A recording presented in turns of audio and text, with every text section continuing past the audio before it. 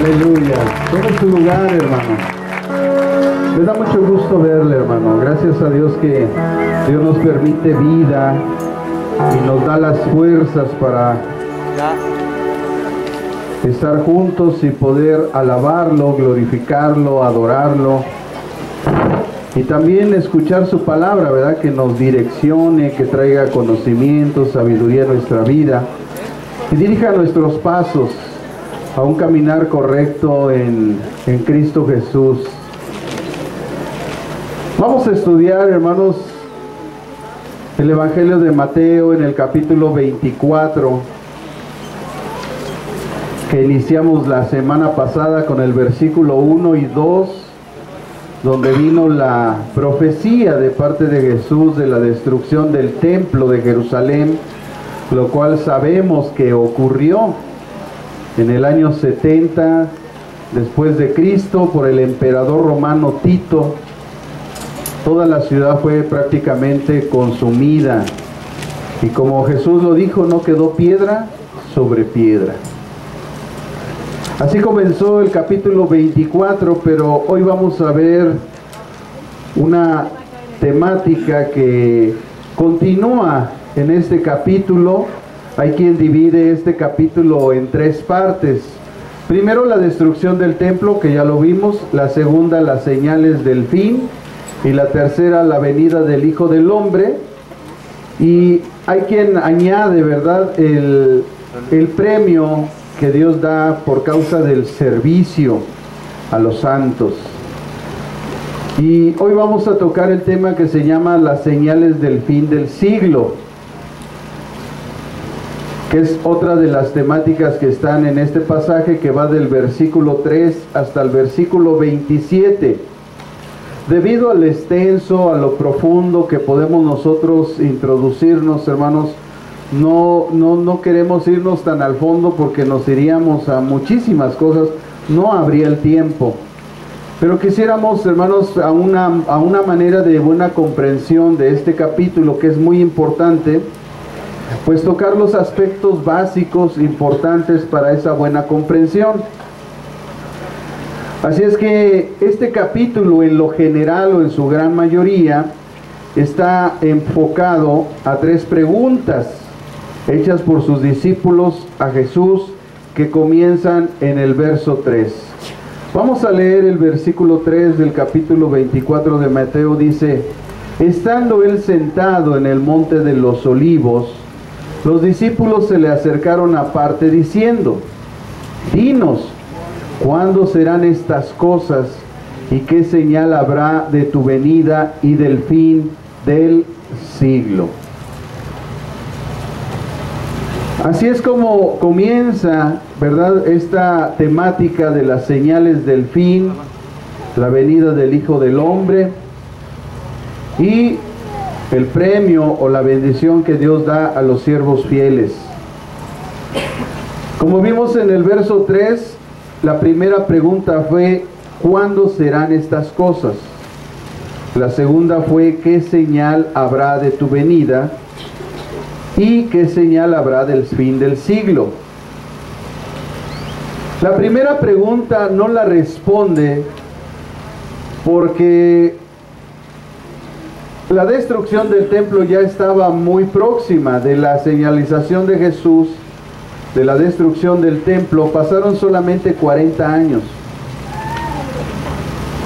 Y en el año 70, como dijimos, vino la destrucción del templo. Así es que la primera no la pregunta, no la contesta, el Señor Jesús, no la contesta, porque fue inmediatamente hecha de su declaración. Él hizo la declaración: no quedará aquí piedra sobre piedra que no sea derribada. E inmediatamente le preguntan: ¿cuándo serán estas cosas? O sea, ¿cuándo será la destrucción del templo? Y el Señor Jesús ya no le responde, porque ya estaba muy próxima la destrucción del templo. Solamente pasaron 40 años y todo se vino abajo. Pero además Jesús comienza respondiendo la tercera pregunta. Jesús comienza de atrás para adelante. Y contesta él la tercera pregunta. La tercera pregunta que dice: ¿qué señal habrá del final del siglo, del tiempo? Y dice, y nosotros vemos en esta pregunta que se le hace a Jesús y que él contesta, esta tercera pregunta, ¿qué señal habrá del fin del siglo? Vemos una primera temática que menciona que es con respecto a 6 aspectos que habrán como señales del fin del siglo. Y el primer aspecto que Jesús menciona es el principio de los dolores, que está del versículo 4 al 8, y dice la Escritura: cuando le preguntan ¿qué señal habrá del fin del siglo?, que es la tercera pregunta, Jesús responde: mirad que nadie os engañe, porque vendrán muchos en mi nombre diciendo yo soy el Cristo, y a muchos se engañarán. Oiréis de guerras, rumores de guerras. Mirad que no os turbéis, porque es necesario que todo esto acontezca, pero aún no es el fin. Se levantará nación contra nación y reino contra reino, y habrá pestes, hambres, terremotos en diferentes lugares. Pero todo esto, vean, es solo el principio de los dolores. El primer aspecto que Jesús menciona del fin del mundo es el principio de los dolores, que tiene estas características. Primero, el engaño, que nadie los engañe. Segundo, que habrá gente que vendrá en el nombre de Cristo. Algunos autores dicen que es gente que se dice ser cristiana, pero no lo es. Después dice que ellos vayan a decir yo soy el Cristo, y dice a muchos se engañarán. Sabemos que la palabra Cristo, hermanos, es la palabra griega de Mesías, que es la palabra hebrea, que significa ungido. Y el ungido del Señor era el que había sido profetizado que vendría en un cierto tiempo, profetizado a los judíos, que vendría en un cierto tiempo como el restaurador, el que empezaría la restauración de todas las cosas. Y dice que estos hombres se harían pasar por él, incluso a muchos iban a engañar. A través de la historia nos hemos dado cuenta, hermanos, cómo han surgido estos falsos cristos, gente que se dice ser Jesucristo. Había uno allí en Rusia, hace poquito uno en Rusia, que ya lo metieron a la cárcel por abusador. Porque como siempre, hermanos, la gente se puede decir cualquier título, la gente puede decir que Dios le habló, que Dios le dijo, y un montón de tonterías, hermanos. Pero Jesucristo fue claro al decir: por su fruto los conoceréis. Así es que no importa lo que la gente se nombre o se diga, nosotros debemos de fijarnos en el fruto de la gente, porque de esa manera estaremos viendo a los verdaderos líderes espirituales y a los falsos. Por eso Jesús dijo por sus frutos, no dijo porque hacen milagros, no dice porque ellos tumban gente, no, dijo por su fruto. Y el fruto es lo que hace ver qué tipo de árbol es. Así es que este tipo de personas se levantarían, dice, en su nombre, diciendo que ellos serían el Cristo. Después menciona que habrán guerras, habrá rumores de guerras, ¿verdad? Naciones que le están en pleito. Y dice, mirad, esta palabra mirad en el griego significa pongan mucha atención, pongan mucha atención.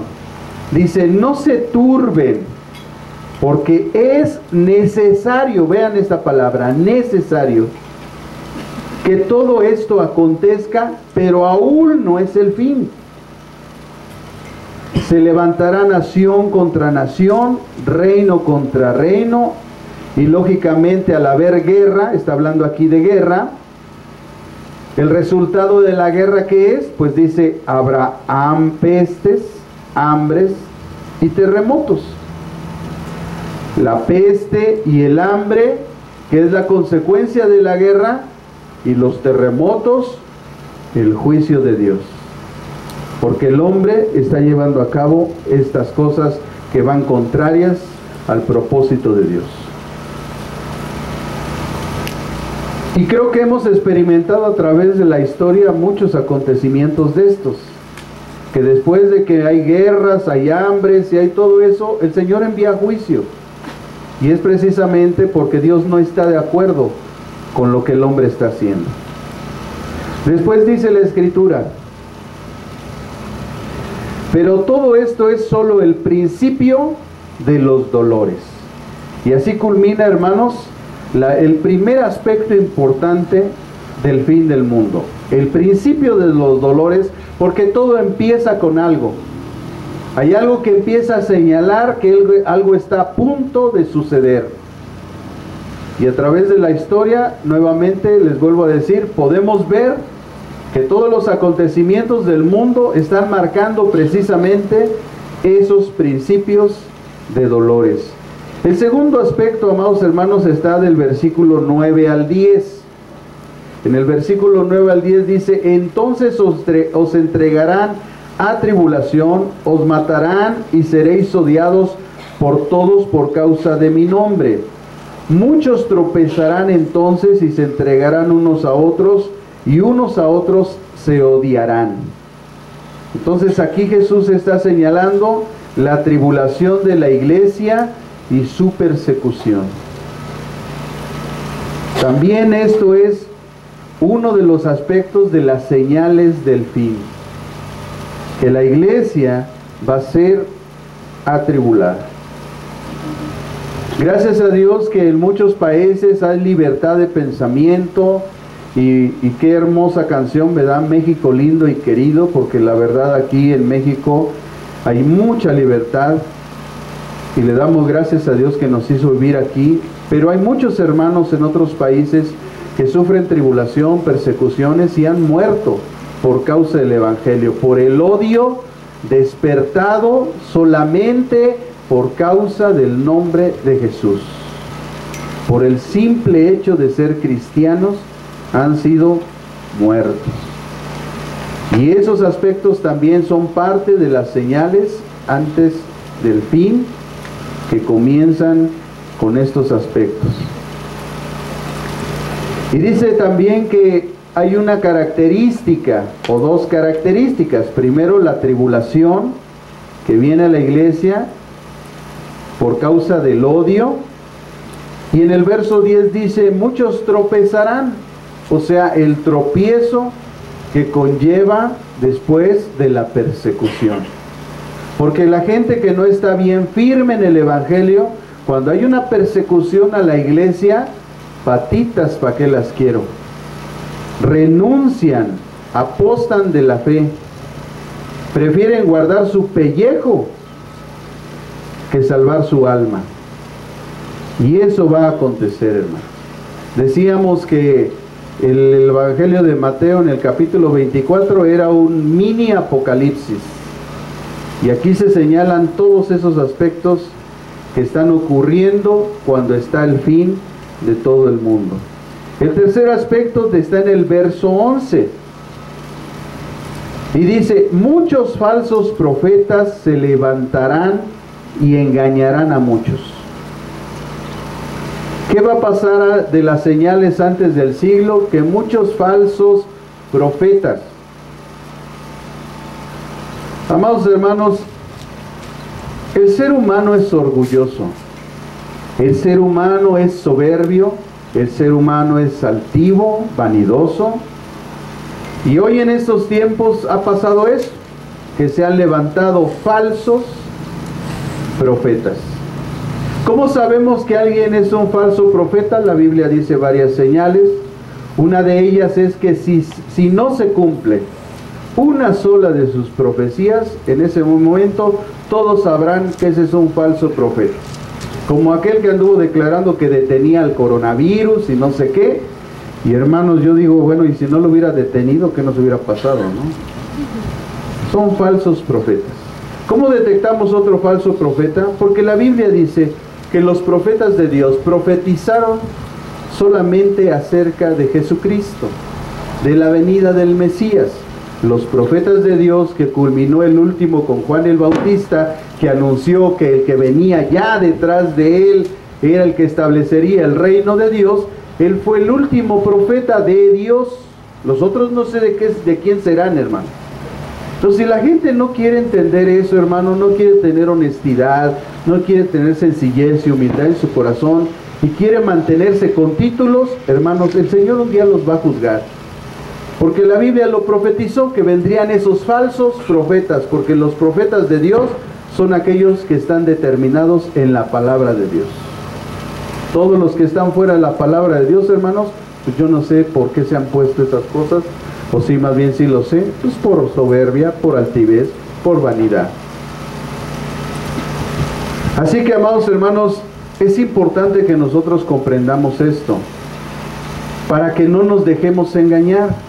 Falsos profetas se levantarán, y fíjense que dice, se levantarán, o sea, que ellos mismos se pusieron ese mote. ¿Quién los levantó? Ellos se levantarán. ¿Quién los levantó? Nadie, amados hermanos. Si para que se nombrara al sucesor de Judas, al siguiente apóstol, se tuvieron que reunir todos los apóstoles.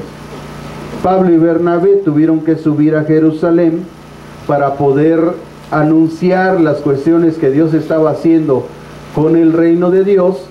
Y empezaron ellos, antes de Pablo, eso fue antes de Pablo, se levantaron los discípulos y fueron, en el capítulo 1 del libro de los Hechos, fueron ellos a ver a quién, según el Espíritu Santo los estaba guiando, iban a levantar como sucesor de Judas. Y entonces, de dos hombres, de acuerdo a las características y a las cosas que ellos pusieron, que debieron de haber estado con Jesús durante todo su ministerio, que debieron haber visto cara a cara a Cristo y escuchado sus enseñanzas.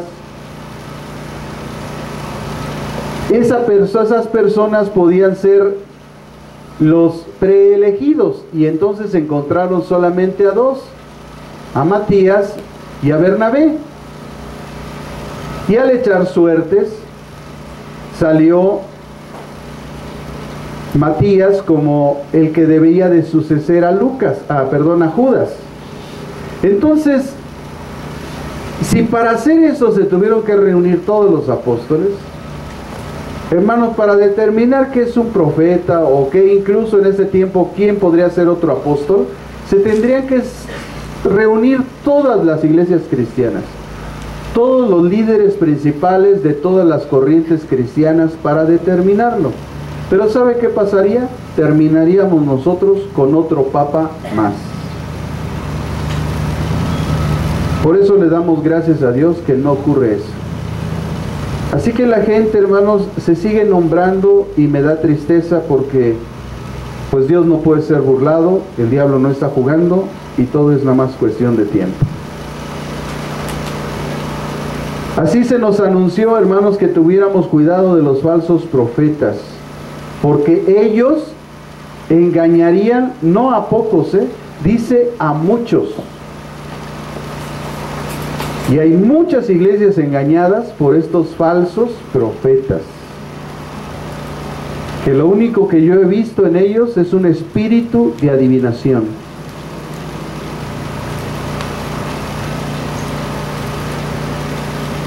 Y pues Dios un día los va a juzgar. El siguiente aspecto que nosotros vemos, hermanos, está en el versículo 12, que es la multiplicación de la maldad. Si hay algo que va a marcar el fin del mundo, es la multiplicación de la maldad. Y el verso 12 dice, por haberse multiplicado la maldad, el amor de muchos se enfriará. Habrá una frialdad del amor en mucha gente. Estará más latente el odio, el rencor, la falta de perdón, la amargura, que el amor. Así que no se extrañen los matrimonios que eso esté pasando en sus vidas. No extrañemos que eso pase entre nuestras relaciones con nuestros hijos, ni nos extrañemos que eso esté pasando en las relaciones con la gente allá afuera, porque la maldad está aumentando y la consecuencia de un gran ámbito de maldad en la gente en todo el mundo es que el amor de muchos se enfría. La gente empieza a dudar del amor, de la veracidad del amor, que fue una de las enseñanzas más importantes de Jesucristo y con la cual nos dejó hasta un mandamiento. Dice: solo un mandamiento les doy, que se amen los unos a los otros.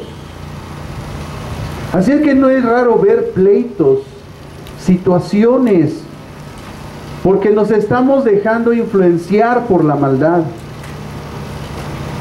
Pero gracias a nuestro Señor Jesucristo, que por su sangre derramada en la cruz, tenemos al Espíritu Santo, que Él nos libra de todo esto. Por eso, cuando tú disiernas que la maldad, las situaciones, los problemas están existiendo entre matrimonios, entre hijos y padres, entre la familia en común, entre los amigos, los vecinos, no seas partícipe de eso. A través del amor vence todas esas circunstancias. Porque el perfecto amor, que es Jesucristo, y el cual a través de su Espíritu Santo está en nosotros, Él nos da la victoria. Y usted lo va a ver ahorita más adelante.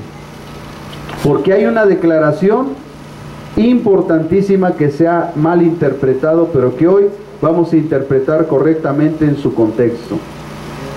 Así que el aumento de la maldad es otro aspecto. En el versículo 13 hay un contraste a todo esto que está sucediendo. En el verso 13 dice la Escritura: pero el que persevere hasta el fin, este será salvo. Por causa de este pasaje, mucha gente ha dicho que la salvación se pierde. Pero si nosotros leemos el contexto y nos preguntamos, ¿a quién le está hablando Jesús? ¿Cuándo? ¿Dónde? Nosotros nos damos cuenta que en el versículo 1 claramente dice: Jesús salió del templo, y cuando ya se iba, se acercaron sus discípulos para mostrarle los edificios del templo. Respondiendo, Él les dijo: ¿veis todo esto? De cierto os digo que no quedará piedra sobre piedra que no sea derribada. Estando ya después sentado en el monte de los olivos, salió del templo, se fue al monte de los olivos, y estaba ¿con quién? Con sus discípulos. Entonces, ¿a quién le dijo? El que persevere hasta el fin, este será salvo. A sus discípulos. ¿Y los discípulos eran creyentes o eran incrédulos? Bueno, es que por no saber, hermanos, que teológicamente la palabra salvación tiene otras implicaciones y que debe de ser valorada de acuerdo a su contexto, es que la gente aquí halla que la salvación se pierde. Porque no sabe que la palabra salvación, al haberla hablado a sus discípulos, los cuales eran creyentes, ellos ya eran creyentes. Él les estaba anunciando o respondiendo las preguntas de las señales antes del fin, que comenzaba con el principio de los dolores, y después les mencionó otros aspectos que ya vimos, y hasta entonces les dice después: el que persevere será salvo. ¿Salvo de qué? De los aspectos que Jesús acababa de mencionar. ¿Cuál es? El engaño, versículo 4, versículo 7, de las hambres, de las pestes, versículo 9, de la tribulación, versículo 10, del tropezadero, versículo 11, de los falsos profetas, versículo 12, del aumento de la maldad. El que persevere hasta el fin, es decir, hermanos, que los verdaderos creyentes son guardados de todas estas cosas por la fe. Porque la fe es la confianza en Dios. Y hay hambres, y hay pestes, y hay falsos profetas, y hay mentira, y hay tropezadero, y hay un montón de cosas. Y solo la fe, la confianza en Dios, nos da el cimiento, porque estamos parados sobre la roca y nos mantiene firmes y nos hace salvos de todas estas cuestiones. No está diciendo que se pierde la salvación, hermano. Fíjese lo que dice Primera de Pedro capítulo 1, versículo 5. El apóstol Pedro, que fue uno de los testigos oculares y oyente de las palabras de Jesús, expresó en el capítulo 1, versículo 5. Dice Pedro, que sois guardados por el poder de Dios mediante la fe para alcanzar la salvación que está preparada para ser manifestada en el tiempo final. ¿La salvación de qué? Hermanos, ¿a quién le escribió Pedro esta carta? Dice Pedro, verso 1, apóstol de Jesucristo, a los expatriados de la dispersación o de la diáspora en el Ponto, Galacia, Capadocia, Asia y Bitania, elegidos según el previo conocimiento de Dios. Se los escribió a la gente que era salva, a los cristianos creyentes que por la dispersión, ¿verdad?, habían llegado a todas estas ciudades. A ver, si ellos son creyentes, ¿son salvos o no son salvos? Sí, son salvos. Entonces, ¿por qué les vuelve a decir que van a ser salvos cuando ya son salvos? Vamos a leer el contexto. En el verso 3 dice Pedro: bendito el Dios y Padre nuestro Señor Jesucristo, que según su gran misericordia nos hizo renacer para la esperanza viva por la resurrección de Jesucristo de los muertos, para una herencia incorruptible, incontaminada e inmarchitable, reservada de los cielos para vosotros, que sois guardados por el poder de Dios mediante la fe para alcanzar la salvación que está preparada para ser manifestada en el tiempo final.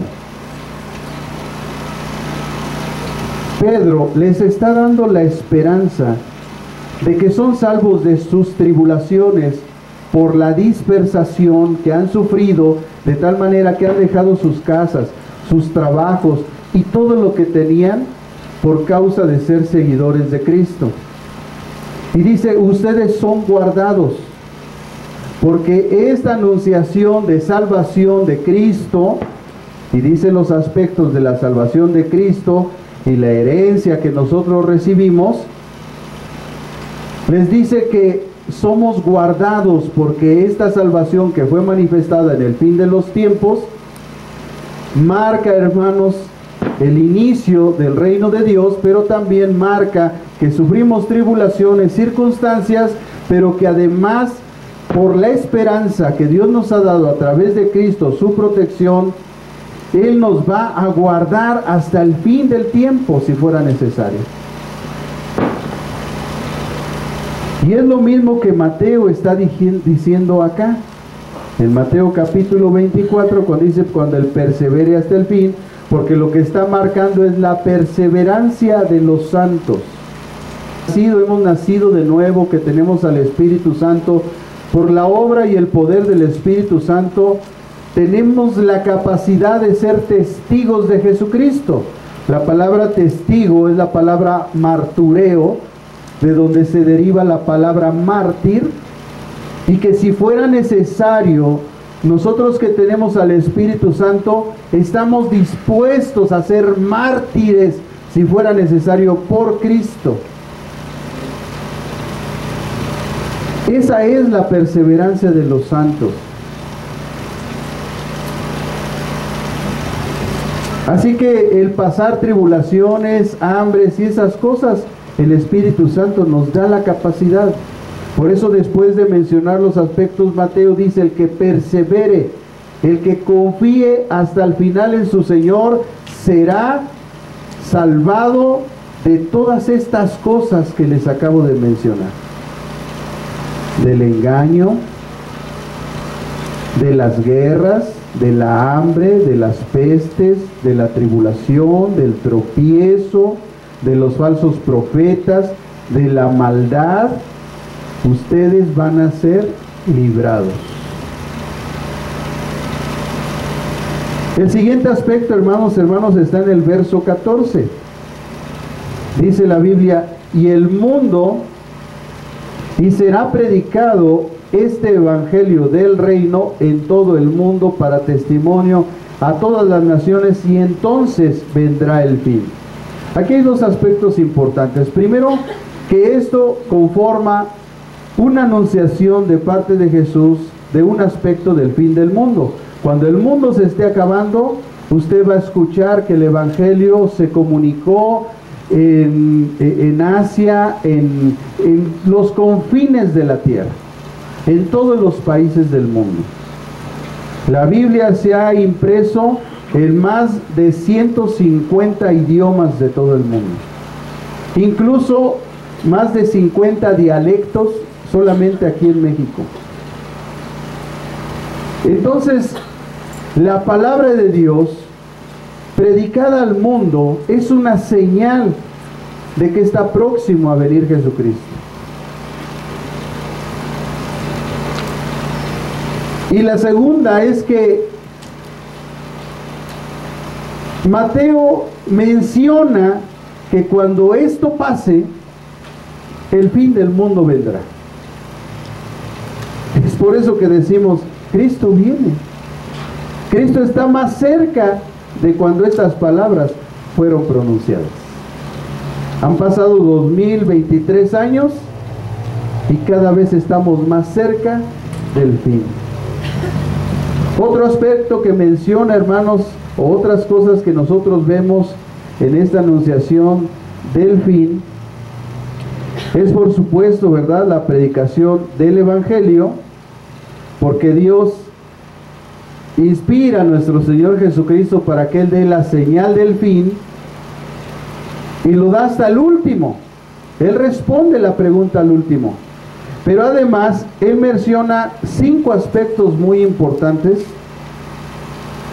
que preceden después a la predicación del Evangelio, donde ocurre el fin. Y dice en el versículo 15 al 20, Él continúa el tiempo del fin diciendo: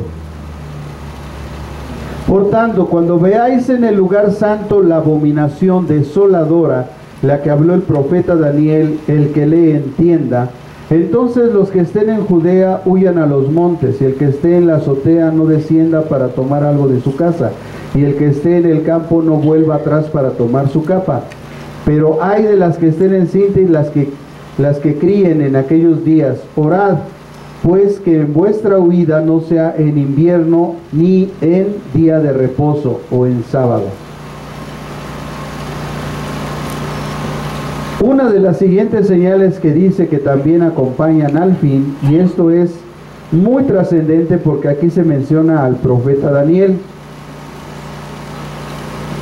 Muchos teólogos han culminado que la profecía de Daniel se terminó en la destrucción del templo de Jerusalén, porque además de la destrucción del templo, antes de destruirla, hicieron ahí sacrilegios, mataron un marrano, derramaron la sangre, hicieron un sacrificio ahí en el templo y después lo destruyeron. La pregunta es si después, los que piensan eso, después de eso se acabó el mundo.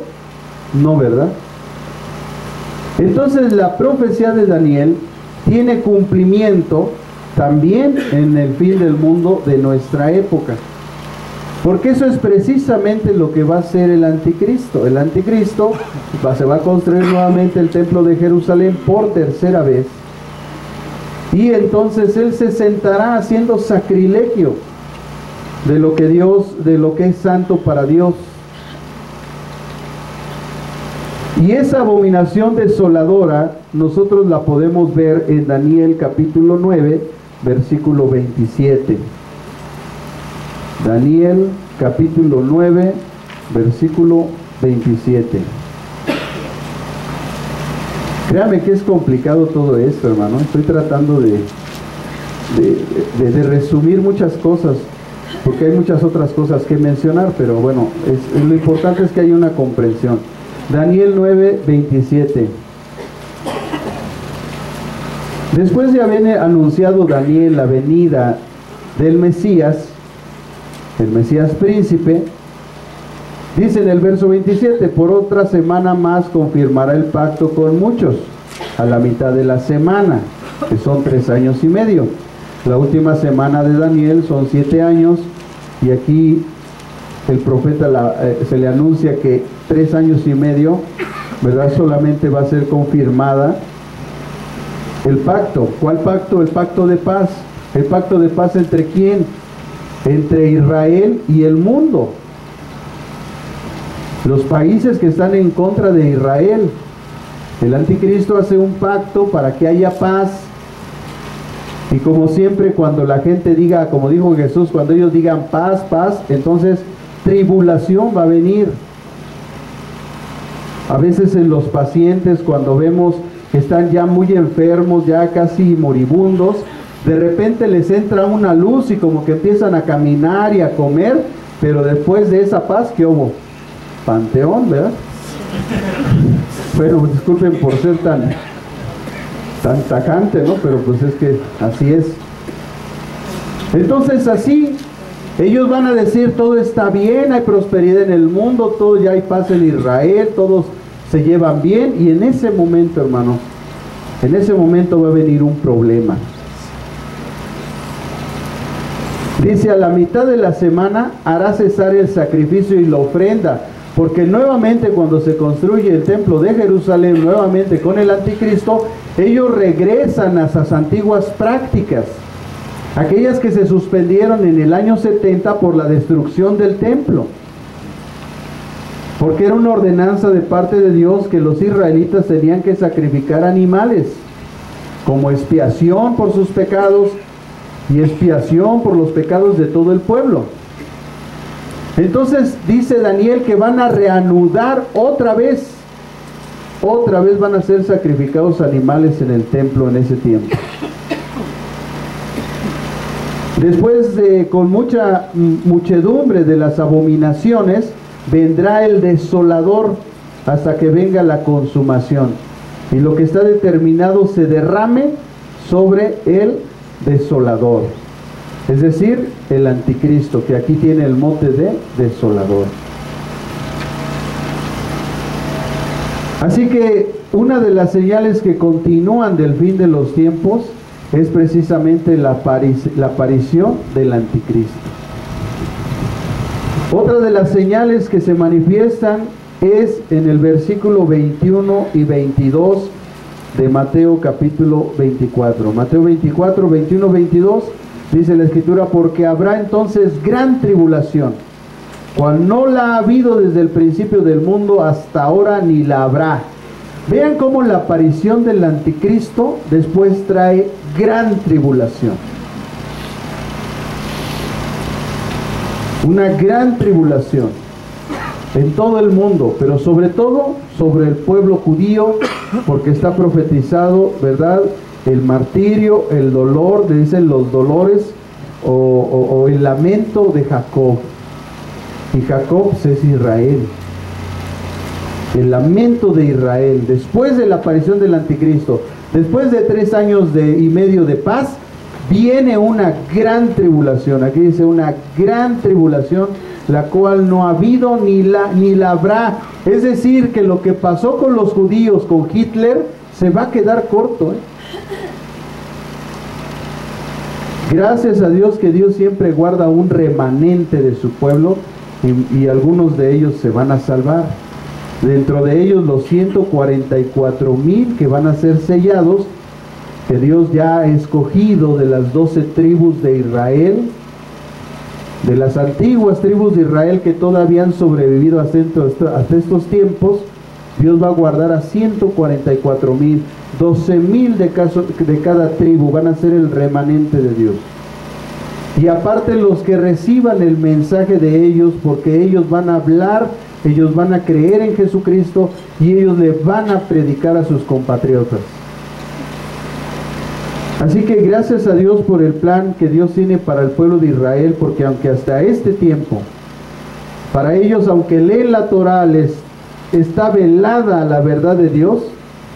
¿Hasta cuándo? Hasta que entre al reino de Dios la plenitud de los gentiles. Entonces sí, se le quitará el velo a Israel y entonces ellos vendrán delante de su fe con el Señor Jesucristo, el Mesías. Ellos creerán en Jesucristo. Así está escrito, después de todo esto, Israel será salvo. Todo Israel será salvo. O sea, Dios tiene un plan, un propósito posterior para el pueblo de Israel. Entonces, una gran tribulación. Otro aspecto que sigue al final es la aparición nuevamente de falsos cristos o mesías. Versículo 23 al 26. Entonces, si alguno os dice, mirad, aquí está el Cristo, o mirad, allá está, no le creáis, porque se levantarán otra vez, se levantarán falsos cristos, falsos profetas. Pero vean, aquí hay un cambio. Ya no solamente son los falsos profetas, sino que aquí se levantan juntos. En la primera anunciación vienen así como que primero los falsos cristos y después los falsos profetas. Pero en la segunda, cuando más se acerca el fin, dice que habrá tanto falsos cristos, un montón, así como un montón de falsos profetas. La característica importante de estos es que harán señales y prodigios. Señales y prodigios, de tal manera que engañarán. Escuche esto, engañarán, o sea que sí lo van a lograr, engañarán, si es posible, aún a los escogidos. Por eso nosotros no nos debemos de fiar en las señales. Nosotros nos debemos de fiar en el fruto. Si hay una persona que se dice líder espiritual y tiene mal testimonio, hermanos, no lo debemos de seguir. Porque el fruto es lo que hace ver quién es él, no lo que se dice ser. Por eso cuando hay gente que me dice, no, es que acá hay un profeta, acá hay un apóstol, pues mira, primero había que ver su vida. Y segundo, él debería de entender que eso ya no existe. Porque eso fue el fundamento de la iglesia. Efesios 2:20 dice que nosotros tenemos un fundamento. La anunciación de los profetas de Dios acerca del ministerio de Cristo, su aparición en la tierra, su ministerio y la salvación prometida. Y ahí acabaron todos los profetas. Por eso son cimiento. Y los apóstoles, porque ellos nos trajeron el evangelio de nuestra salvación, el evangelio de la gracia de salvación. Ese es otro fundamento. A partir de ahí empezamos a construir. Entonces, cuando no se entiende eso, hermanos, yo sé que muchas veces este tipo de ponernos títulos y eso es por ignorancia. Y ojalá fuera por eso. Porque Dios sabe si una persona lo hace por ignorancia o lo hace realmente por su orgullo, su vanidad y su soberbia. Así es que no quiero generalizar, porque no todos son malos. Hay gente que tiene buen testimonio, aunque tiene un título de apóstol o de profeta. Pero también hay gente que tiene mal testimonio, y aquí se ostenta como apóstol o como profeta. Entonces yo concluyo que los de acá, que se portan bien, que tienen buen testimonio, que son buenos cristianos, que nadie duda, hermanos, de que son hijos de Dios, Lo único que tienen es un poco de ignorancia, al menos en esa área. Porque todos somos ignorantes, pero no todos ignoramos las mismas cosas. Pero los de acá, que aún sabiendo y por su orgullo, porque ellos siempre han querido un título, porque siempre han querido un puesto, porque ellos están buscando empoderarse y no sé qué tantas tonterías, bueno, estos, eso sí, hermano, cuidado con esa gente. Cuidado con la gente que allá afuera da mal testimonio y se ostenta con un título. Llámese pastor, líder, profeta, apóstol, querubín, como se llame. Porque ya nada más falta eso, que se nombren querubines. Hermanos, el título de Jesucristo está en Isaías 53. Y el título que Jesucristo obtuvo por la labor que hizo de salvación a la humanidad fue experimentado en quebrantos.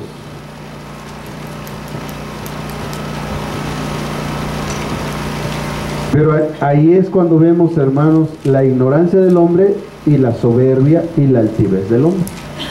Así es que yo no quiero generalizar, porque conozco buenos siervos de Dios que aunque tienen un título o se han puesto, porque eso es lo que ha pasado, ellos se lo han puesto, se han puesto ese título, son grandes hombres de Dios. Yo eso no lo cuestiono, pero no puedo decir que es correcto, porque no lo es. Pero al final a lo mejor lo hacen en ignorancia, pero son buenos siervos de Dios y además son amados por nosotros. No tengo problema con eso. Sí, con los otros que tienen mal testimonio, andan haciendo tonterías, andan demandando a todo el mundo. Ah, pero se dicen profetas, se dicen apóstoles. Que Dios tenga misericordia de ellos, hermano, porque el juicio de Dios no tarda sobre esa gente. Nuevamente aparecen entonces los falsos mesías y los falsos apóstoles, profetas, que empiezan a hacer señales para engañar a los creyentes. Así es que usted no se fíe por las señales que haga una persona. Y entonces dice el versículo 27 y 28, Jesús aclara todas estas cosas y les dice, miren, porque igual que el relámpago sale del oriente y se muestra hasta el occidente, escuchen, así será la venida del Hijo del Hombre. Y aquí está un pasaje que no les gusta a los americanistas, porque donde quiera que esté el cuerpo muerto, allí estarán las águilas. Esa era mía, fuerzas, hermano. Es uno de mis pasajes preferidos. Con esto callo a muchos, bíblicamente. Fíjate lo que dice, carnal, ya no le vayas a ese equipo, mira lo que dice, donde quiera que esté el cuerpo muerto, ahí está, ¿quién? Las águilas. Vean cómo Jesús, hermanos, les aclara el pensamiento a la gente. Les dice primero el principio de los dolores. Les hace mención de unos aspectos importantes de las señales del fin, pero dice todavía no es el fin. Después empieza a mencionar otros aspectos que acompañan las señales ya finales, porque la aparición del anticristo, la tribulación de la iglesia y todo eso es señal clara, hermanos, del final de los tiempos. Pero les dice, tienen que entender que la venida del Hijo del Hombre será como el relámpago. O sea, en un instante, en un momento, en un abrir y cerrar de ojos, en un parpadeo, Él ya estará aquí. Como el ladrón en la noche, como Jesús dijo. En un momento, sin que nadie se lo espere. ¿Cuándo es cuando menos lo esperan, hermanos? Cuando la gente dice paz, paz y tranquilidad. Cuando hay paz, paz y tranquilidad, todos prosperados, todos los países prosperados, la economía estable, todo bien, nadie se espera la venida de Cristo, hermano. Comúnmente nuestra mentalidad es que Cristo viene cuando hay tribulación y angustia, pero la Biblia dice que no. Dice, ese es el principio de los dolores. Ah, esas son señales, sí, de los tiempos finales. Pero lo que realmente marca que está a punto ya en cualquier instante de venir Jesucristo es cuando todo el mundo está en paz. Ya ven, era mentira, Cristo no vino. Todo lo que decían los cristianos era una mentira, una farsa. Dirán los judaizantes, ya ven, por no estudiar la Torá. Bueno, cuando estén así, como el relámpago, dice Jesús, como el relámpago que sale del oriente y se muestra al occidente, dice, así será también la venida del Hijo del Hombre. Cuando la gente menos se lo espera, cuando hay broncas, cuando hay terremotos, hambres, guerras, ya ven que el Señor Jesús, ¿tú piensas que va a venir? No. Tiene que haber una falsa paz mundial, forzosamente. Porque es cuando menos lo esperan. Cuando están las broncas, todos lo esperan. Cuando no hay problema, cuando todo está bien, nadie lo espera. Y ahí es cuando Jesucristo aparecerá como el relámpago que viene del occidente. Y después hace una fraseología, ¿verdad? Da una frase así media difícil o de entender. Dice, donde quiera que esté el cuerpo muerto, allí se juntarán las águilas. Voy a consolar el corazón de los americanistas, porque otros traductores traducen buitres. Bueno, ya no son águilas, son buitres.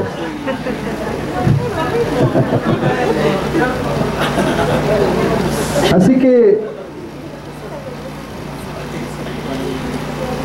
otra posible traducción es buitres, que es era una expresión proverbial, es decir, era un proverbio común en aquellos días, y sugiere el regreso del Hijo del Hombre estará acompañado de signos evidentes para todos. Así como la presencia de un cadáver en el desierto hace que los buitres bajen, así la venida del hombre será un aspecto que todo mundo en algún momento lo va a saber. Cuando hay un cadáver, los buitres andan volando y dices, ahí hay un muerto. ¿Por qué? Porque los buitres están rondando. Bueno, entonces la venida del Hijo del Hombre es porque todas estas señales se van a estar dando y va a ser algo inminente.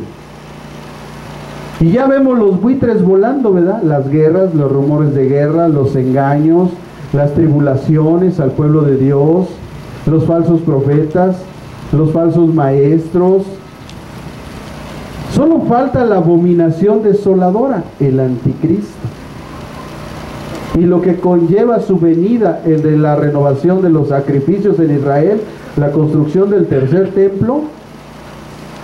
Pero hermanos, estamos a nada. Israel ya tiene todos los utensilios para ponerlos en la nueva construcción del templo. Ahorita están haciendo toda esa gestión de construir el nuevo templo, porque a través de la historia les fue arrebatado ese territorio donde estaba construido el templo. Y ahorita está la mezquita de Omar, están los musulmanes ahí con su mezquita. Entonces no es cualquier cosa volverlo a hacer. Algo tiene que pasar, tiene que aparecer el anticristo a hacer una paz entre los musulmanes y ellos para que dejen construir el nuevo templo. Pero Israel ya está preparado, ya jaló a sus sacerdotes, ya buscó a los descendientes de Leví, ya los están preparando para los sacrificios. Ellos ya están listos, nada más están esperando lo que ellos dicen que es la venida de su Mesías, cuando realmente es la venida del desolador, del destructor, de aquel que va a hacer que el país de Israel venga a la más tremenda tribulación como nunca jamás ha sido hecha en su historia. Pero también vendrá una gran salvación para Israel, porque esa es la promesa de Dios. El plan de Dios es que nadie se pierda y que todos procedan al arrepentimiento. Por eso en esta tarde, póngase de pie, hermano. Yo quiero invitar a todas las personas que vienen por primera vez a este humilde lugar Lo quiero invitar al frente, queremos orar por usted. Queremos pedirle al Espíritu Santo que abra su entendimiento y la salvación de Dios destinada en este tiempo a los gentiles lo alcance. Y no sea usted parte de la tribulación, de la angustia y de los acontecimientos destructivos que vendrán a esta generación. Así que si usted viene por primera vez, si hay alguien que viene por primera vez, yo lo invito en el nombre de Jesús. Venga. Dígale al Señor Jesús, yo te necesito. Necesito de ti, Señor. Yo no quiero ser parte de toda la maldad y todo el juicio que tienes preparado para esta generación. Hoy hay alguien en esta mañana que viene por primera vez. Hay alguien en esta mañana que diga, yo quiero que la salvación de Dios venga a mi vida. Todos los acontecimientos se están dando, hermanos. Todos los acontecimientos están saliendo a la luz. Todo está teniendo cumplimiento.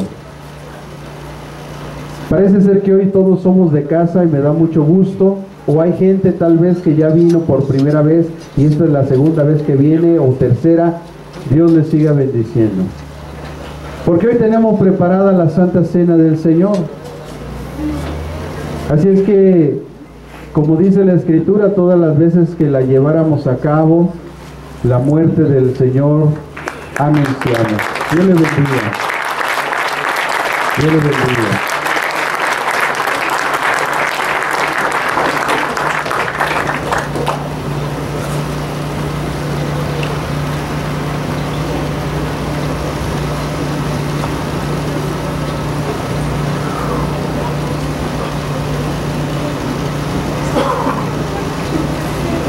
Quiero pedirle a algunos pastores que vengan aquí al frente, pastoras. Vamos a orar por esta mujer. Ella trae una gran necesidad y queremos pedirle a Dios que la ayude. Así es que vamos a orar por ella. Padre, te damos gracias en el nombre de Jesús por esta mujer, Señor, esforzada y valiente, que hoy quiere poner delante de tu presencia, Señor, su vida y su corazón. Pero también, Señor, ha traído en su corazón una necesidad, la cual la ha movido a venir a este lugar, Señor. Que roguemos por Miriam, su madre y su abuelo Job, que están pasando por situaciones difíciles en su vida. Padre, en el nombre de Jesús, de la misma manera que en aquellos tiempos, unos hombres, Señor, abrieron el techado y bajaron a un hombre paralítico delante de ti, y te pidieron, Señor, que los sanaras.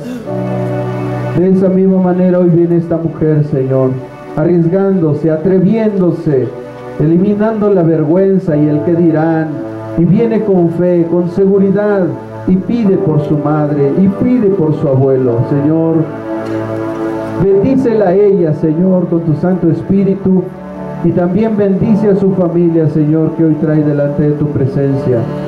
Ten misericordia de ellos, Señor. Hoy intercedemos por sus almas, pedimos salvación, vida eterna y sanidad.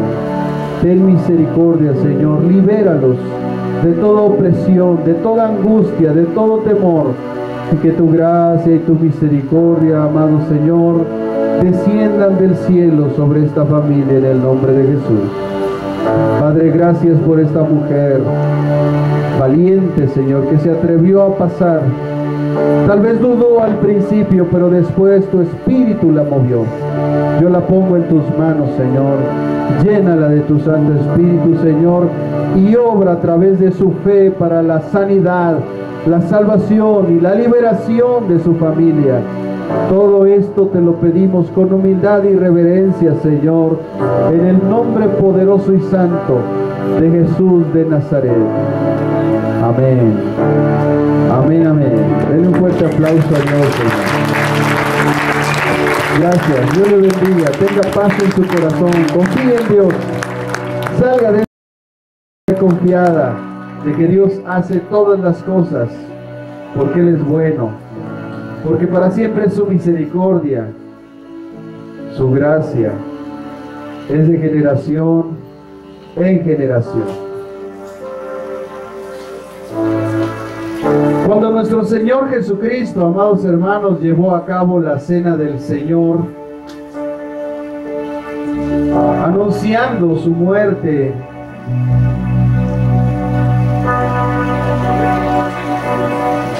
lo hizo en el tiempo de la Pascua, en la Pascua judía. Y todos sabemos que la festividad de la Pascua judía se lleva a cabo una vez al año. Por lo tanto, el hecho de que Jesús llevara a cabo la cena del Señor, a lo que se le llamó la cena del Señor, en la Pascua judía, eso nos deja ver claramente que por lo menos una vez al año tenemos que llevar a cabo esta festividad. Pudiéramos nosotros regirnos bajo el calendario judío y llevarlo en el preciso momento e instante en que ellos dicen que llevan la Pascua judía. Pero no es tan relevante eso. Lo relevante es que nos acordemos. Cuando tú te acuerdas de alguien, cuando haces memoria de alguien, porque esas fueron las palabras de Jesús, hacer todas estas cosas en memoria de mí,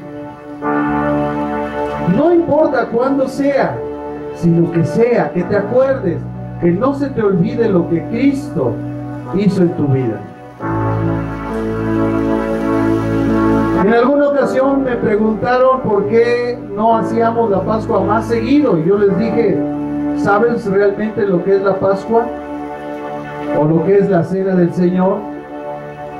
Bueno, tiene aspectos buenos porque nos marca el perdón, nos da la oportunidad a la gente que sigue viviendo en pecado que se arrepienta. La otra es que al ser el arrepentirse en el momento de tomar los elementos,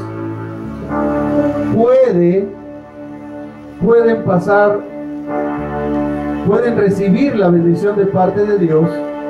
Pero si hay alguien que toma los elementos sin discernir el cuerpo de Cristo, es decir, el por qué Cristo murió para el perdón de nuestros pecados, nos está dando oportunidad de arrepentirnos de nuestros pecados.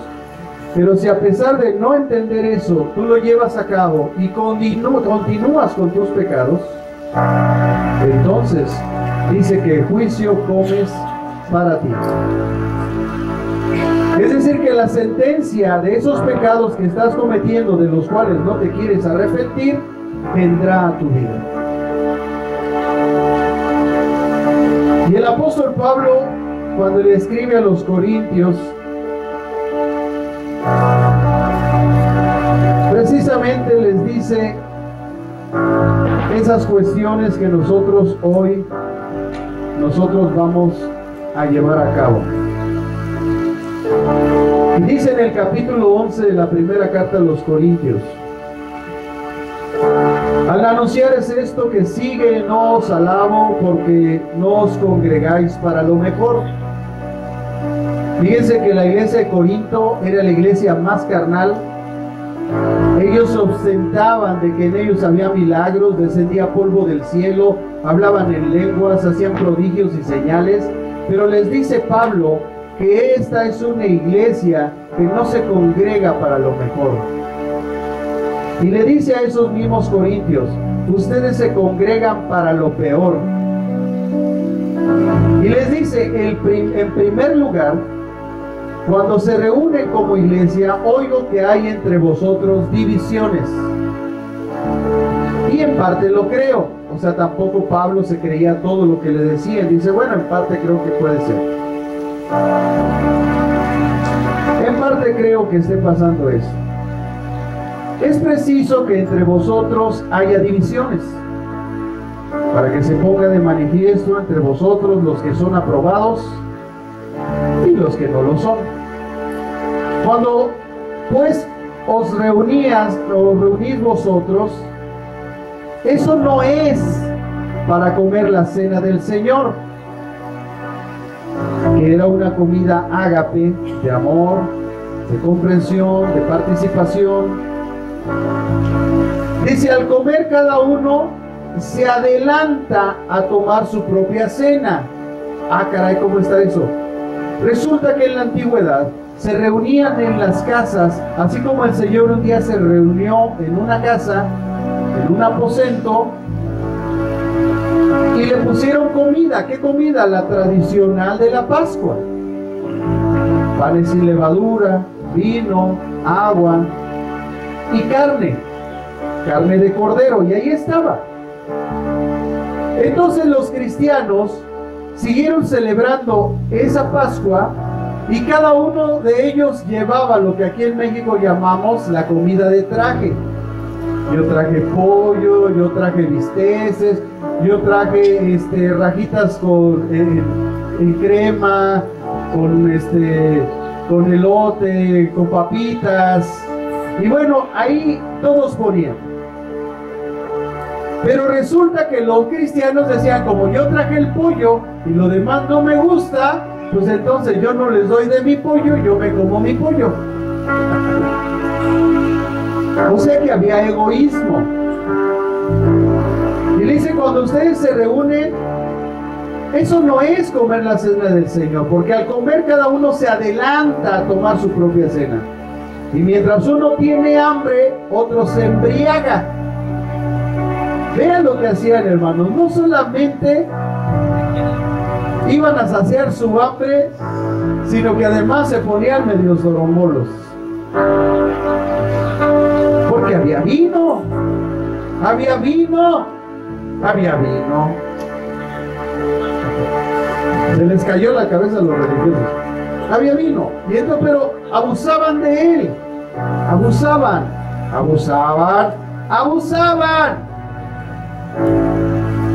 Porque el problema no es el vino, el problema es que abusas. Entonces dice el Señor Jesús, mientras uno tiene, dice Pablo, perdón, cada uno come su propia cena, y mientras unos tienen hambre, otros se están embriagando. Pues ¿qué? ¿No tenéis casas en que comáis y bebáis? ¿O menospreciáis la iglesia de Dios y avergonzáis a los que no tienen nada? Porque seguramente había gente que no tenía nada que poner. Entonces, como él no llevó nada, pues no comía nada, porque cada quien agarraba lo que llevó. Por lo cual nosotros entendemos que la cena del Señor que llevaban a cabo era una cosa que no tenía tres elementos principales que le gustan a Dios, que es la justicia, la misericordia y la fe. Por eso Pablo le recriminó. Entonces les dice, como diciéndoles, esta es la manera correcta de llevarlo a cabo. Y les dice, yo recibí del Señor lo que también os he enseñado, que el Señor Jesús, la noche que fue entregado, dice, tomó pan y habiendo dado gracias, pero no solamente había pan, había cordero. Usted estudie sobre la cena de la Pascua judía y también había carne, había carnita, no crea que nada más era. Pero Jesús tomó estos elementos como símbolo y tomó el pan. Y habiendo dado gracias, o sea, dio gracias por la provisión, dice que él dijo, que lo partió y dijo, tomad, comed, esto es mi cuerpo. Jesús, al hacer este simbolismo, lo voy a repetir, simbolismo, porque ese pan simboliza el cuerpo de Cristo. No quiere decir que ahí está Cristo, tampoco quiere decir que te vas a comer a Cristo. Es para que tú entiendas cuando estés mordiendo este pan, que así como este pan es completamente destruido en tu boca, así el cuerpo de Jesucristo fue destruido a golpes, a insultos, en la cruz. y te acuerdes de lo que Él hizo por ti. Después de haber, asimismo tomó también la copa, y después de haber cenado, diciendo, o sea, comieron el pan, comieron el cordero, y entonces dijeron, vamos a tomar una copita de vino, ¿verdad? En países se acostumbra a tomar una copita de vino para que asiente la comida, nada más para que asiente la comida. No para que te acabes un cartón, es para que asiente la comida, porque además para que asiente la comida no cualquier bebida. Entonces tomó la copa y hizo otro simbolismo y les dijo, después de haber cenado, diciendo, esta copa es el nuevo pacto, porque el nuevo pacto está basado en el derramamiento de la sangre de Jesucristo. Ya no es el pacto se sellaba con la circuncisión, el derramamiento de la sangre de la circuncisión, ya no, ahora es en su sangre se sella el pacto. Por la fe en Él entramos al nuevo pacto, en su sangre. Y entonces tomó esa copa del pacto y dice, esta es la copa del nuevo pacto en mi sangre. Haced esto todas las veces que la bebáis en memoria de mí. Es decir, que este elemento que es la copa, el jugo de la vid, te debe de recordar que tú estás en un nuevo pacto, el pacto de la gracia de Dios, que tú no estás aquí por bueno, no estás por tus méritos, estás por los méritos de Él, por su sacrificio en la cruz, por su sangre derramada. Es que tú estás aquí, tú no estás por bueno. Tú estás en un pacto mucho mejor que el pacto que había hecho Dios con los judíos. Es un pacto de gracia, es un pacto de misericordia, es un pacto de amor. Así que todo esto se hizo como símbolo. No es el mensaje de la iglesia tradicional de la transustanciación. Esa doctrina es falsa. Ellos dicen que ese pan se convierte en el cuerpo de Cristo. El cuerpo de Cristo es la palabra de Dios, hermano. Cuando tú te la comes, tú te alimentas espiritualmente, tú creces, tú te desarrollas. Por eso la gente que no lee la Biblia no crece, no se desarrolla y siempre sigue con el mismo carácter y actitud. Y cuando tomas la copa te acuerdas que estás en un nuevo pacto, que hay leyes y mandamientos regidas por Dios que tú vas a seguir, no para ser salvo, sino como el resultado de tu salvación. Porque Cristo está en ti, su Santo Espíritu que mora en ti, te guía y te encamina a toda la verdad. Te ayuda a obedecer, te ayuda a seguir las pisadas de Cristo. Entonces después Pablo viene y sentencia. Porque cuando nosotros comemos este pan y bebemos la copa, la muerte del Señor anunciamos hasta que Él venga. Esto quiere decir que estamos anunciando que Cristo viene. Él viene. Y acabamos hoy de ver las señales del fin. Pero también sentencia y le dice a toda la gente, de manera que cualquiera. Aquí no importa si yo soy pastor, no lo soy, nadie. No importa, cualquiera, hermanos, que está aquí presente, cualquiera, que coma este pan y beba esta copa del Señor indignamente, será culpable del cuerpo y de la sangre del Señor. Por tanto, pruébense. Vean el reto que lanza Pablo. Pruébate. ¿Dices que estás caminando en Cristo? Pruébate. Participa. Pruébate. Pruébense. a sí mismo, y coma así del pan y beba de la copa. Pero después dice, sepan esto, que el que come y bebe indignamente, sin discernir el cuerpo del Señor, es decir, que no entiendes el por qué Dios te está dando la oportunidad de que hagas esto. Dios te está dando oportunidad, porque este es un tiempo de arrepentimiento. Aquí es donde tú y yo tenemos que entrar en oración y pedirle perdón a Dios por todo pecado que pueda haber en nuestra vida, y renunciar a Él. Si estamos adulterando, si estamos fornicando, si estamos viendo pornografía, si hay altivez, orgullo, vanagloria, cualquier tipo de pecado que esté contaminando nuestra vida, hoy es el día de arrepentirse. Claro que la gente que no quiera participar no es porque sea honesta, es porque quiere seguir con su pecado. Es por eso. Porque esta es la oportunidad de arrepentirse del pecado y renunciar a él. Y de determinar fielmente que no quiero seguir cometiéndolo. Por eso mandó el reto Pablo.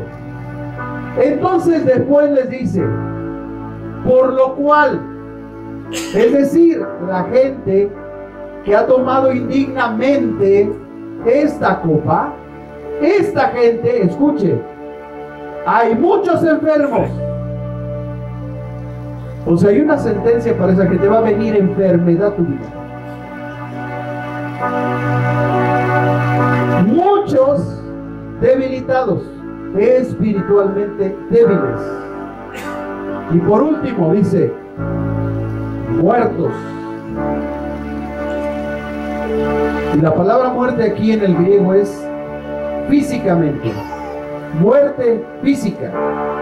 Y puede ser que después de llevar a cabo tú esta cuestión y no disiernas y no te quieras arrepentir y no aceptes el reto, puedes obtener una enfermedad, puedes ser debilitado espiritualmente, o puede el Señor llamarte a su presencia por no querer llevar a cabo correctamente esta celebración. Así es que, iglesia, pruébate. Si tú dices realmente que estás en Dios, que eres obediente, que realmente estás siguiendo a Cristo, y todo lo que tú dices ser, pruébate. Y si estás viviendo en pecado, arrepiéntete, porque si no lo haces y tomas estos elementos, vamos a saber dos cosas. Primero, que si los tomas, estás dispuesto a arrepentirte. Pero si no los tomas, es que quieres seguir con tus pecados. Lo triste es que la sentencia para los que toman indignamente y los que no la toman es la misma. Porque aquel que vive en pecado, esclavo es del pecado, vive debilitado espiritualmente, hay enfermedad espiritual y física, pero además por estar no cumpliendo los propósitos de Dios, el Señor lo puede llamar a su presencia. Así es que, iglesia, yo te invito hoy, antes de que tomemos estos elementos, allí en tu lugar, ponte a orar y pídele perdón a Dios de todos tus pecados. Y arrepiéntete de cualquier cosa que hayas hecho que no esté de acuerdo a los principios de Dios. Y dispone en tu corazón en no volver a seguir haciendo eso y decirle, Señor, ayúdame a vencer este pecado. Ayúdame, tú que estás allá, puedes decirle, Señor, ayúdame a vencer la pornografía. Ayúdame a vencer el ídolo que es mi celular, que no me pase días, horas en el celular, que ponga más atención a tu palabra, Señor. Que aquilate, Señor, la labor que me has encomendado. Ayúdame a vencer mis ídolos. Ayúdame a vencer los pecados que he cometido, Señor. Perdona mis pecados. Cualquiera, como se llame, Señor. Porque también hay fornicación y adulterio espiritual. Y yo no quiero cometerlo. Y si lo he cometido, Señor, te ruego que me perdones. Perdona todos mis pecados, Señor. Tráelos a mi memoria en este día, Padre. Está abierto mi corazón. Muéstrame mis pecados. Si tengo odio y rencor con otra persona, Señor, perdóname. Si hay raíces de amargura, quítalas de mi corazón. Si hay división, quítala en mi corazón. No permitas que sea rebelde, Señor, a la iglesia, al pastor. Ayúdame a sujetarme a mi pastor, Señor. Ayúdame. Porque sigo peleando con el viejo hombre mientras esté en esta carne, Señor.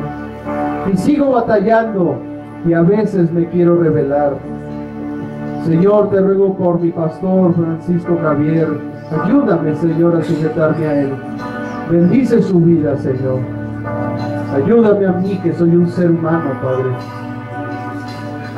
Perdona todos mis pecados. Tráelos a mi mente y a mi corazón, Señor. Y te ruego que me perdones de todos mis pecados, Señor. Ayúdame a no seguirlos cometiendo. Ayúdame a no sucumbir a los pecados. Ayúdame a vencer la tentación. Quita de mí la crítica, el mal pensamiento. Quita de mí, Señor, las malas palabras. Quita de mí las palabras deshonestas. Todo lo que esté mal, Señor. Hoy me arrepiento de mis pecados, porque quiero tomar estos alimentos dignamente, Señor. No quiero ser igual. Renuévame, restáurame. No quiero vivir igual. Quiero cumplir tus propósitos. No quiero morir hasta que tus propósitos se cumplan en mi vida, Señor. Y si eso acontece, dame la seguridad de que he cumplido, Señor. Y que me estás llamando porque he cumplido, no porque te he fallado. Límpiame, Señor, y purifícame. Señor Jesús, aquí estamos. Mira el corazón de tu iglesia, Señor. Límpiala, purifícala, Señor. Santifícala, Señor. Quita los malos pensamientos. Quita las malas actitudes. Quebranta la división. Quebranta la rebeldía. Quebranta, Señor, esos espíritus malignos que vienen a perturbar a la iglesia. Señor, quebranta la mentira, el engaño, el religiosismo, el legalismo, el tradicionalismo, el sectarismo. Quebrántalo en la iglesia, Señor. No queremos vivir de esa forma.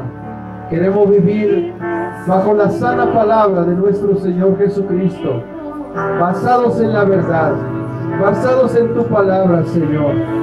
Empieza a pulir y a quitar lo que no sirve de la iglesia y trae, Señor, tu justicia a nuestro favor. Y bendícenos, Señor, hoy a tomar estos elementos.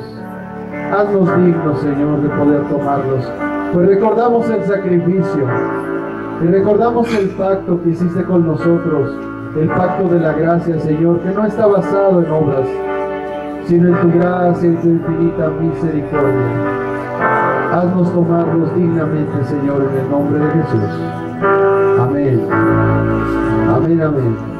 Vamos a pasar, hermanos, a darles los elementos.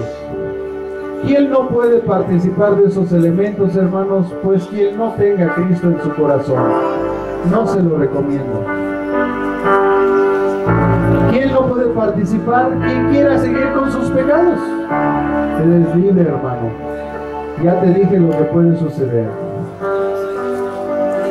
¿Quién puede participar de estos elementos? Todos aquellos que creen en Jesucristo y lo que hizo en la cruz pueden participar.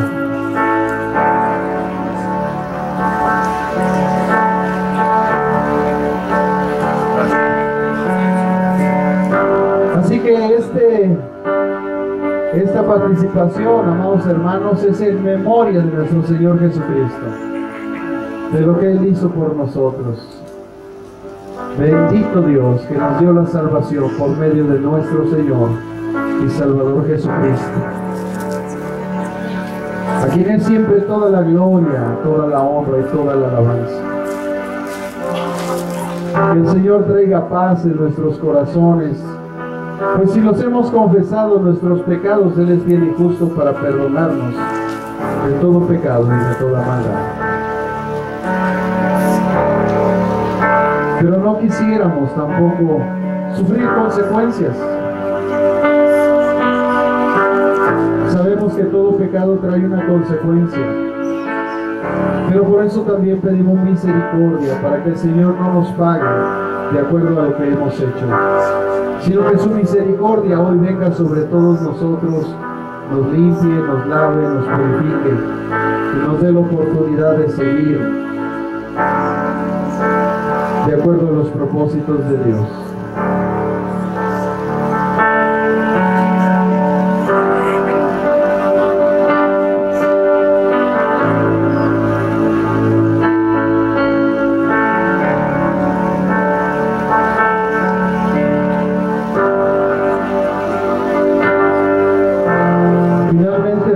Pablo les dijo: si pues nos examinamos a nosotros mismos, no seríamos juzgados, pero siendo juzgados, somos castigados por el Señor, para que no seamos condenados con el mundo.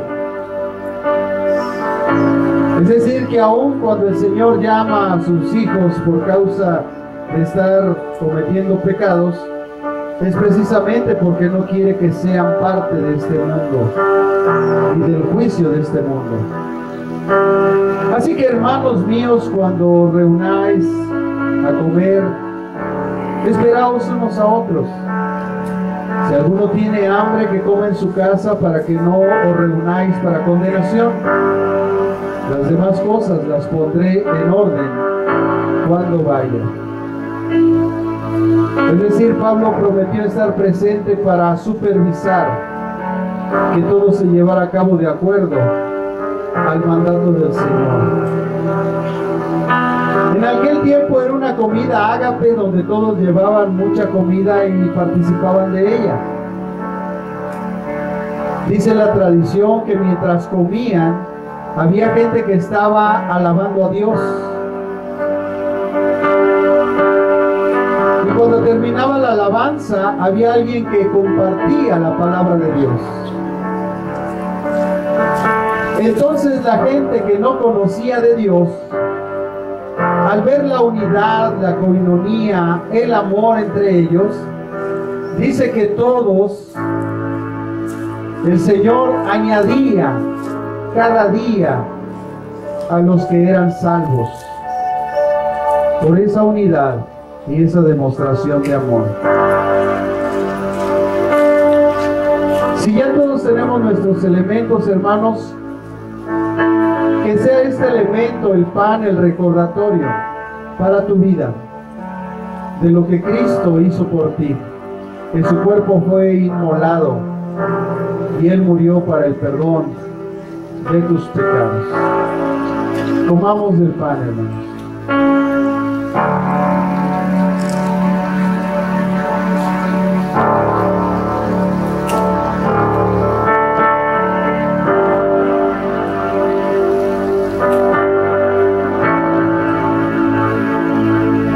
Habiendo recordado lo que Cristo hizo en nuestra vida, hermanos, hay otra cosa que no se nos debe de olvidar, que nosotros estamos en un nuevo pacto, el pacto hecho con la sangre de Cristo, que nos limpia de todo pecado, de toda maldad, de toda iniquidad y de toda rebeldía, y que nos regimos bajo los principios de Dios, porque tenemos vida eterna.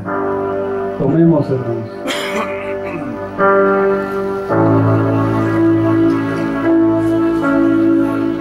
Aleluya. Gracias, Padre.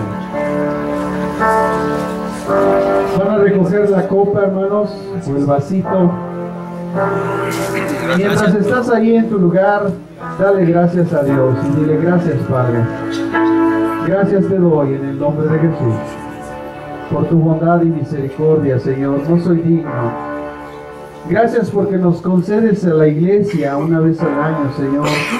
Recordar lo que hiciste con nosotros, aunque no se nos olvida. Cada día, Señor, oramos que no se nos olvide lo que tú hiciste por nosotros y el pacto que has sellado con nosotros para salvación y vida eterna en tu sangre. Hoy lo hacemos, Señor, y participamos de estos elementos para recordar lo que tú has hecho, tanto el sacrificio como el establecimiento del nuevo pacto. Bendito seas, Padre, haznos dignos. No tomes en cuenta nuestros pecados, ni nuestras ofensas, ni nuestras iniquidades, Señor. Sánanos, libéranos y trae salvación en todos sus aspectos a nuestra vida. Bendito seas, Padre, en el nombre de Jesús en esta tarde, por tu bondad y misericordia. Amén. Amén, amén. Dele un fuerte aplauso a Dios.